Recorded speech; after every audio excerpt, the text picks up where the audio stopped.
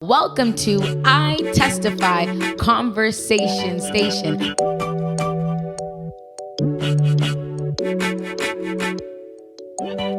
It's your girl, Mel Mel. My name is Delesha Page. And I'm Shaneka Carter. Today's topic is women who move the world. The quote of the day says, "Women may have a transforming influence which will tend to refine and elevate those with whom they associate. To be rich in good works is as natural as their breath. They live to do others good and yet are ready to say, 'We are unprofitable servants.'" By Ellen G. White. Women who move the world. Mother Teresa, Oprah, Michelle Obama. These are just some women that the world considers powerful, women of class, women of dignity, women of grace. But what really makes a woman powerful? What makes a woman great? What makes a woman move the world? Is it brain power, your intellectual capability, the eloquence of your speech? Is it purse power, how much money you make, the possessions that you have attained? What kind of power makes a woman powerful and great? And so that is what we're talking about today. And so the conversation will be broken into three parts. Number one, women that we can find in the Bible. Number two, what makes a woman great? And lastly, how do we make the world go round? With me today are two incredible, powerful women. And so we're talking about some women that we can find in the Bible, and Delesha and Shaneka and myself have come up with our own examples of women that we deem powerful in the Bible. And so we'll begin with Delesha. Tell us about the woman that you found to be a great example of what it means to be a woman who moves the world. So the woman that I found was Judge and Prophetess Deborah. She helped lead 10,000 men to a battle, and in the end, the battle eventually won, and they just overall overcame a lot. God spoke to her, she listened, she obeyed, and she just always answers her callings from God. And so Deborah, the prophetess and judge, the mother of Israel who led men to war. Yes. And Delesha says, this is an example of a woman who moves the world. And so Shaneka, tell us about yours. The woman that I have in the Bible was Hannah. And Hannah had a husband. His name was Elkanah. And he has two wives. One was Hannah, of course, and the other was Peninnah. But Hannah could not have any children because God closed her womb. Mm-hmm. And when each year that they goes to make a sacrifice, Hannah just couldn't eat because Peninnah would always make fun of her because she has children for Elkanah, but she couldn't. Right. So in despairs, Anna was, angry, but she didn't talk back to Peninnah. Right. So Elkanah, I would say to Hannah, am I not enough? More than 10 babies or 10 children. Yeah. But even that was not enough for Hannah. So she went into the temple to pray. And she was praying in her mind, whispering, like praying. Right. And Eli, the priest, who saw her, thought she was drunk. And she said, "No, I'm not drunk." When Eli approached her, she just said, "I'm just praying to God in despair." Like, of what she was feeling because she wants a child. Right. But when she was praying to God, Hannah asked God, she make a promise, "If you bless me with a son, then I will give that son back to you." So as I was saying that when Eli saw all of that, and then Anna explained to Eli that she was praying to God, then Eli said to Hannah, "Go in peace." So Hannah felt good after that prayer that she had with God. And then eventually, when she went back, she lay with her husband and she had a son. So her prayer was, God remember her in her prayer. Wow. But before that, her womb was closed. So And that's Hannah's story. So Hannah had a son. She was barren. The womb was open. Yes. She had a son. She dedicated. She lived up to the vow. Yes. And allowed the son to grow up in the temple. Yes. And Samuel is recorded as the greatest prophet of all time. So we go from a woman who is powerful, literally. We talk about the CEOs, the politicians, the judges of the world.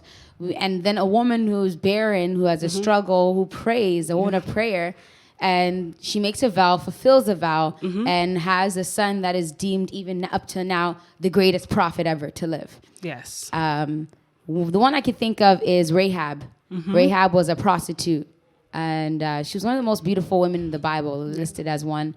But obviously the trade-off of her beauty was for money. So she would sleep with men. And so the Israelites were now taking over Jericho, and they sent spies to go spy out and see what was going on, what they had up against them. And she hid the spies when the king was hunting them down. She hid them, and they made like a pact that, you know what, since you hid us, she's like, promise me that you will spare me and my family's life. And so that happened the day they took over. Her family and her life was spared. But not only that, I read that Rahab actually married one of the most prominent men in Israel, and that his name was Salmon, and she's also the mother of Boaz, which is like the great grandfather of David. And so she's in Jesus' genealogy. So from a prostitute to one of Jesus's great grandmothers, right? And so what are the similarities? Because we see different women here. We have a woman of power, we have a mother, we have a prostitute. And in the end, we see a positive outcome. But other than that, we see that they have different paths. What is a similarity that we can see in each of these stories? What makes them great women? What makes their stories stick out? Shaneka. For like all three of them, it's like they never give up. They always stay connected with God. They, even though they were going through difficulties, they still pray to God. Even despair, they still have hope that no matter what, God will see them through. So I think, So that's like Shaneka says that they never gave up. Yeah. And they had hope, a big word, hope, that God would see them through. Rahab had hope that the spies would save her. Hannah had hope that she would have a son. Deborah had hope that whatever God told her would happen in battle would be fulfilled. Delesha, what else? What are the similarities you can see in these women? Well, they both obeyed the Lord, answered his calling. Yeah. So Delesha says they obeyed God and answered to his commands or calling. So Shaneka says they are similar because they didn't give up and they had hope. Delesha says they obeyed God.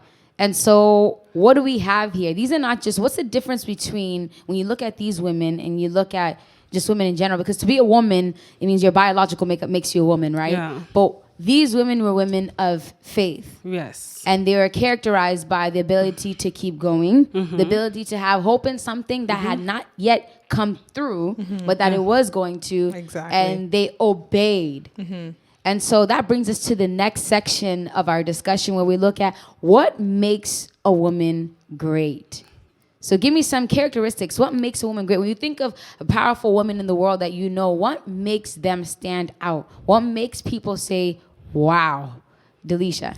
I would say a woman that prays without ceasing, a woman that doesn't crack under pressure, a woman that's able to be under control her emotions, her thoughts, and just be independent also as a person. Can you expand on the independence? What is it to be an independent woman? Independent woman just overall has her own, inspires others to be great as well, can influence others, and just set a really good example just for overall, to be honest. So an independent woman, in your definition, is one of influence. Yeah. So what you're saying then is an independent woman, like it is one who lives her life under or not under anyone's umbrella. No, not at all. She does what she wants to do because Exactly. she wants to do it. So that isn't to downgrade anyone else, but that's just to say I am my own person. Exactly. Alrighty. And Shaneka, what makes a woman great? When you think of characteristics, when you think of the women that we know right now that are powerful, that are great, that we deem powerful, what is it that makes them great? I think what makes them great is like know who they are as a person. Like when you come back to the whole character, I've known who you are. I think that's really important. It's like what their values and all of that, doesn't matter what's going on, they still stand and who they are as a person. So that's what make them like influence, because doesn't matter what, they do not change. It's like no one, even if everyone else is changing, they're not going to change. They're not going to, like as Delesha said, they're not going to crack under pressure, because they know what they believed in, they know what they stand for, and no one else, no matter what, nobody is going to tell them anything. So that's what it is. Wow. Kind of reminds me a little bit of Meghan Markle. Like if you know a bit of her backstory, she was in England with her husband, and there was a lot of pressure being applied to them as a couple, right? Yeah. So they eventually left London. Now they reside in United States, and they're just doing their own thing. Yeah. And her as a woman, she never cracked under pressure. She always kept it very casual, and she dealt with a lot over the past few years, right? Yes, and she's still she's very strong, and she actually is an independent woman.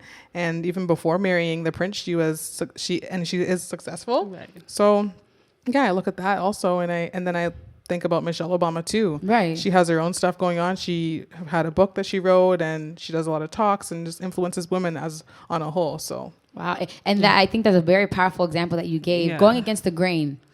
Like the world tells you this is who you need to be. Exactly. And you're like, no, this is what I want, but I'm not going to be who you want me to be. Exactly. And I'm not going to, like you said, crack under pressure. And you mentioned something very important, being in tune with who you are, knowing your strengths and knowing your weaknesses.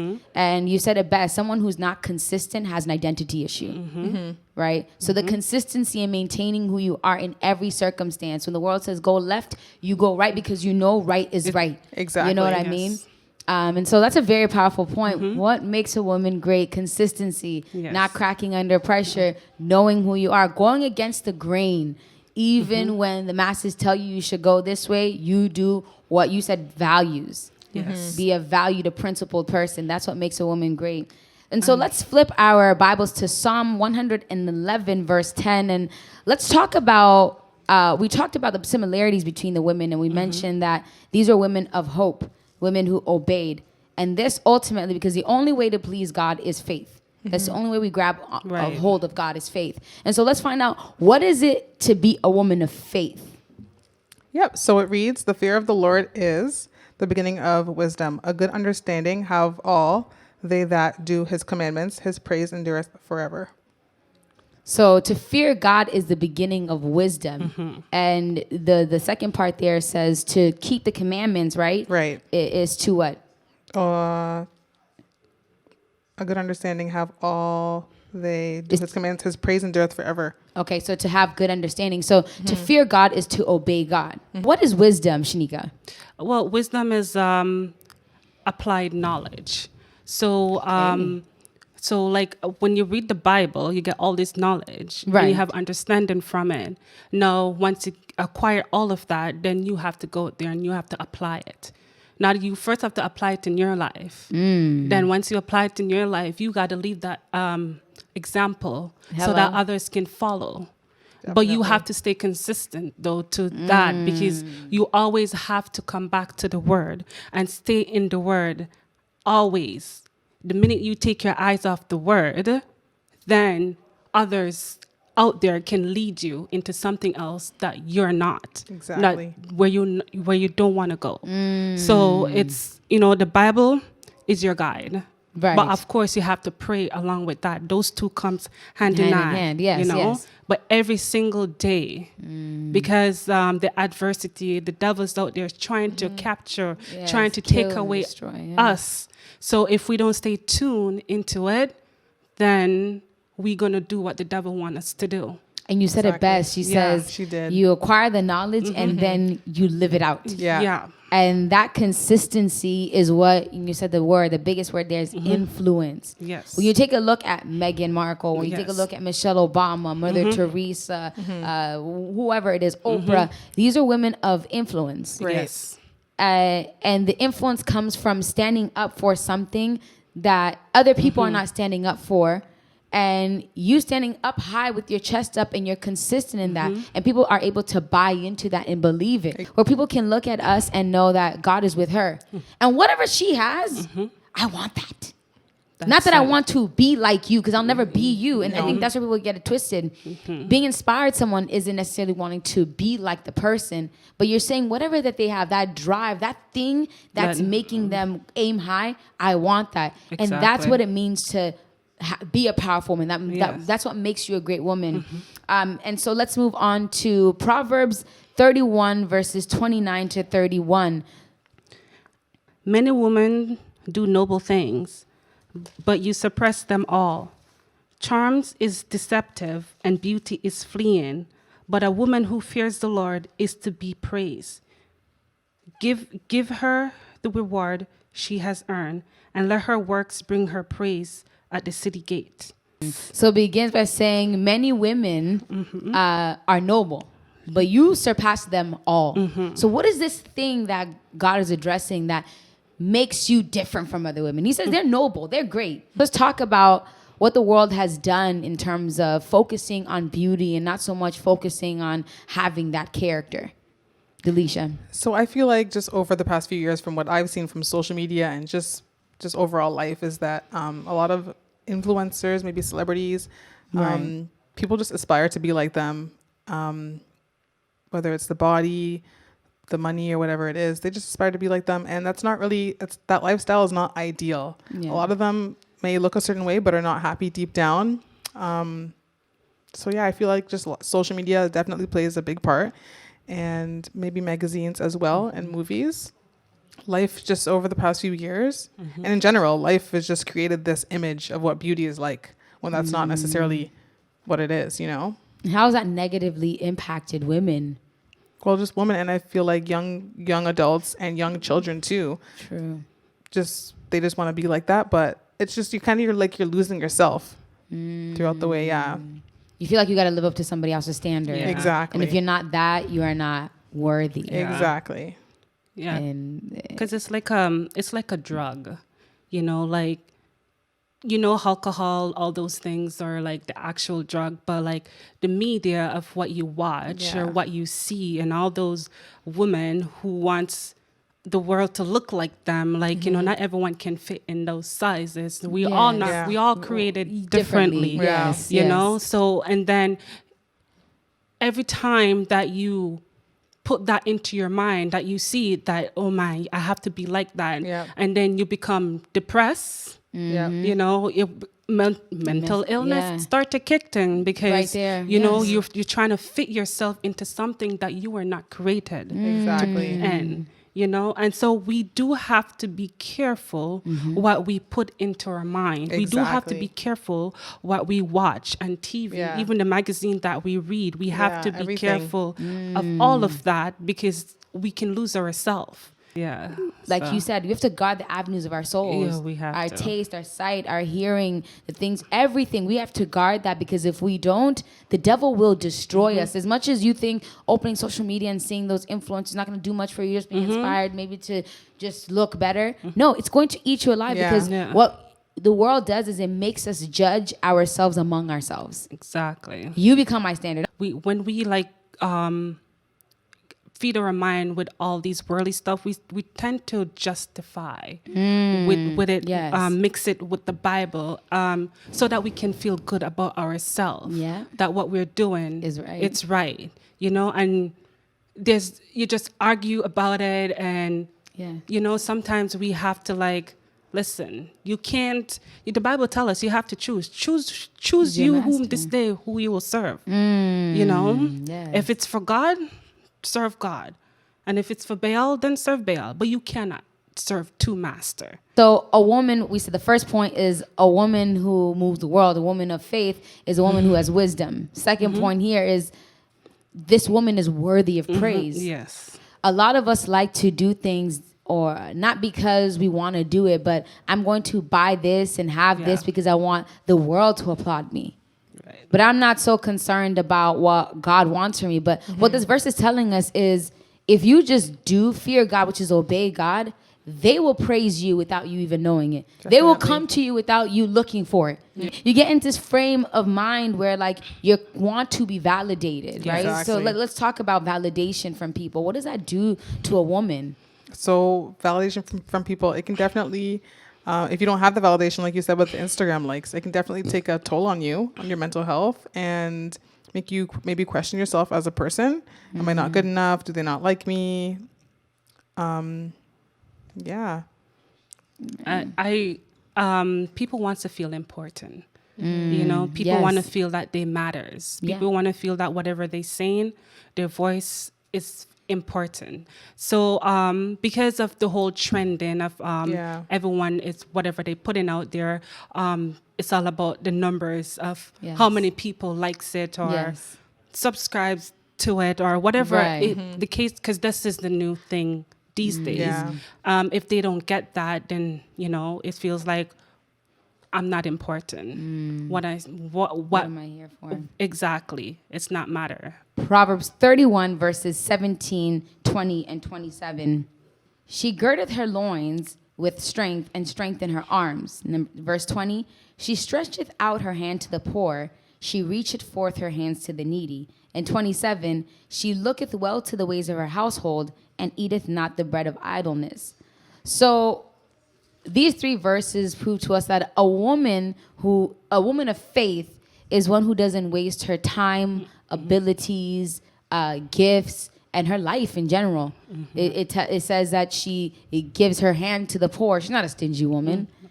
It says that she makes sure her household is good. It says she uses her loins, her arms. You know, everything she touches is blessed. So let's talk about some of us and not maybe knowing our purpose and maybe not using our gifts for the right reasons. Maybe some of us are lazy. You know, I listened to a song that says, I don't cook, I don't clean, but I have a ring, you know?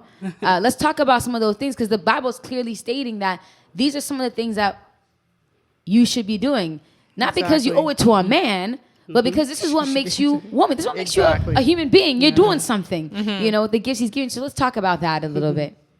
Yeah, no, I feel like we're definitely in a society today where a lot of women just expect handouts in a relationship and just expect just a free-for-all pretty much. And I believe that women should be working and working hard, and you should have your own as women. So yeah, I feel like definitely back to social media, I feel like that definitely plays a factor, and the songs that we hear, the things that we see plays a role. And a lot of women just want to do things just to get quick money and not really put in the work for it, which is unfortunate. So yeah. Shaneka.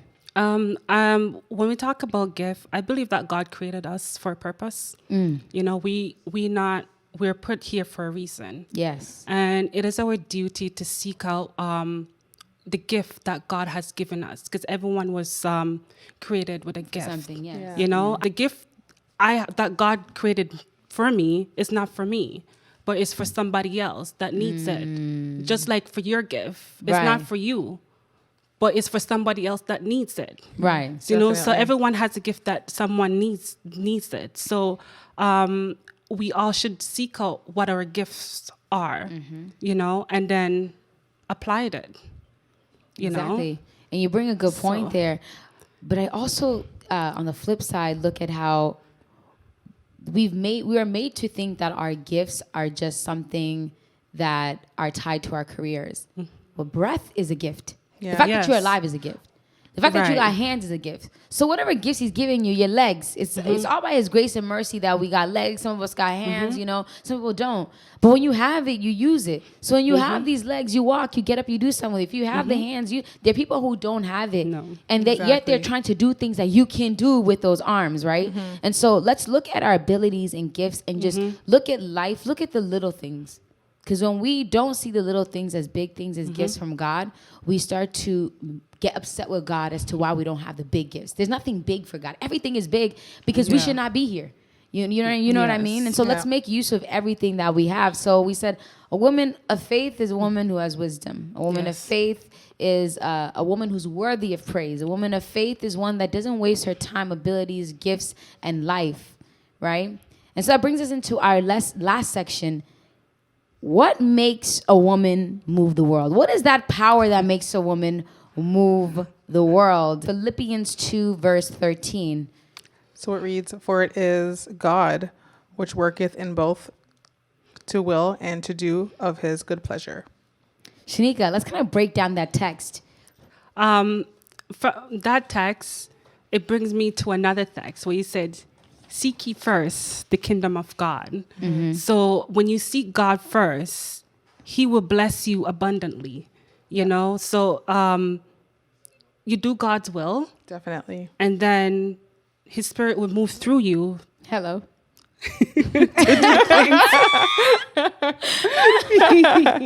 Yeah, so it's basically God first. Always God first. Okay, so once you put God first, don't worry about the rest. The rest will follow. That's You. The thing that I said hello to is because she was there. She was right there. And she got it right there. For it is God who does what? Who does his will through us for his good pleasure. Yeah. So it's, and you said it first. Yeah. To consent for God to move in your life is for you to seek the kingdom. Yes. Reading, you're praying, you're making the right decisions, being in the right places. But specifically, he says, the power that you will have is not of you because of you making the right choice, but it's going to be me in you to do what is good. Exactly. And that's the key here, that God didn't just send his son to die for us. No. It was an expensive mistake. He didn't send his son to die for us and just say, okay, now you guys have to find your way to do what's right because he did what's right. He said, no, now I'm going to give you the power to do what is right because you can't do it. No. He said the carnal mind's an enmity against God, right? We are born repulsing God, hating God. But he says, if you consent, I'm going to be in you, the Holy Spirit in you, like Shaneka said, to do his good will. Yeah. So every right impulse, every right action, everything that you do to obey God is in you. It is God doing it in you. Yes. And that's wonderful. And so that tells us what, Delesha, that to move the world, it's whose power? God's power and ours, hand in hand, right? Exactly. Touch on that a little bit. You said ours. And you know, that's key because there's a lot of people who are just like laid back, like, no, I accepted Christ and now God's going to do all the work. No, let's talk about our work. No, I believe you have to put in the work. You have to put in the work to see an outcome in everything you do, to be honest. And just standing in the truth as who we are as women, applying that to life, figuring out what our calling is, what we want to do. It may take some time, but just like Shaneka said earlier, seek and you shall find, put in the work, and with you can like wisdom, you can achieve it. You can find it. Exactly. So if you don't put the work in and you just praying, it's not gonna work. Definitely, you gotta put the work in. Yeah, so, it's human power plus or human effort. Because humans don't have power. Yeah. It's human effort plus divine power that gives us success. So that's what Delesha is saying. Is that you can't fold your hands and be like, well, God's going to do it. He's going to do it because I said it. Yeah. No. You saying it, and you said it best. You doing it is the expression of the knowledge that you have, right? Yes. And so that's the power that moves the world is that the world in a woman is the power of God in you. Yes. So the hand that moves the world is not in you for you to move the world. Exactly. And how do you do that? You said by influence. You said by never giving up and pressing on like Deborah's, you know? So that's what it's reminding us to do. And so we're going to read our last scripture, which is 1 John 5, verse 4. And this is the promise. 1 John 5, verse 4. For everyone born of God overcomes the world. This is the victory that has overcome the world, even our faith. So everyone who is born of God overcomes the world. Everyone that is born of God overcomes the world, which means being born of God means you're a child of God. And then he says overcomes. When you look at the definition of what overcome means, it says to succeed over a difficulty or a problem. Right. What is the problem that everybody's going through right now? What is our problem? What is the biggest problem for God? Yeah. Sin. So it says, if you are born of God, you will overcome the world. When the Bible talks about the world, it's talking about the things of the world, which is sin. So when you overcome sin, he says, that is our faith. That is what faith is. And so today the reminder is this. By being a child of the King, a woman of faith, being reminded that a woman of faith is one who does what God says and overcomes the biggest problem in the world, which is sin, you will be a woman who has the power of God in you, a woman who can move the world by having the power of the hand that moves the world. And what is that? To be a woman of influence, a woman who elevates and bless. By her association, the people around you praise you and point up to glorify God. A woman of faith, a woman who is full of wisdom. Every decision that you make, whether it's career, your love life, your children, your work or play, you will make the right decisions that give you peace. Problems are for all, but a woman of faith who moves the world is connected to the highest power under heaven. And so, are you a woman of faith? Are you a woman who can move the world? This is I Testify Conversation Station.